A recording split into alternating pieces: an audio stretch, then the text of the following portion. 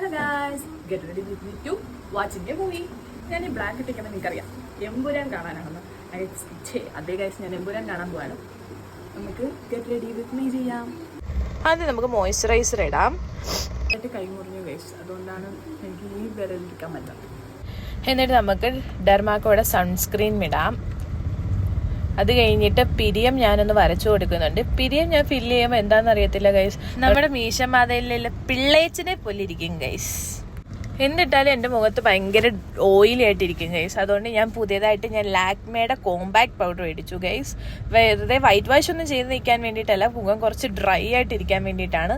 ഞാൻ കണ്ണെഴുതി കൊടുക്കുന്നുണ്ട്. ഫേസസ് കാനഡയിലെ ഐലൈനർ വെച്ചിട്ട് മൂക്കൊക്കെ ചൊറിയുന്നുണ്ട്, എന്തെങ്കിലും ഐലൈനറൊക്കെ എഴുതി സെറ്റാക്കി. പിന്നെ ഞാൻ ഐക്കോണിക് കാജൽ വെച്ച് താഴെ ഒന്ന് വാട്ടർ ലൈൻ വരച്ചു കൊടുക്കുന്നുണ്ട്.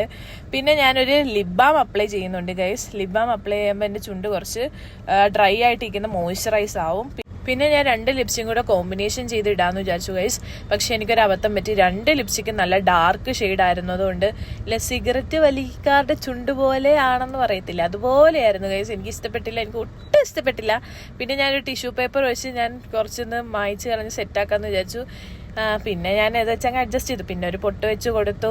പിന്നെ മുടി കുളിച്ചിട്ട് വന്നതുകൊണ്ട് അമ്മ പെട്ടെന്ന് ഇറങ്ങാൻ പറഞ്ഞതുകൊണ്ടും ഞാൻ സിമ്പിളായിട്ട് കുറച്ച് പാർട്ടീഷൻ എടുത്തിട്ട് നല്ല അടിപൊളിയായിട്ടുള്ളൊരു വൈറ്റ് പിൻ ക്ലിപ്പിൽ, എൻ്റെ പേരെന്താണെന്ന് എനിക്കറിയത്തില്ല ഗൈസ്, ആ ഒരു ക്ലിപ്പ് വെച്ച് ഞാൻ മുടി ഒന്ന് കുത്തി വെച്ചു. ഇത്രേ ഉള്ളൂ. ബൈ.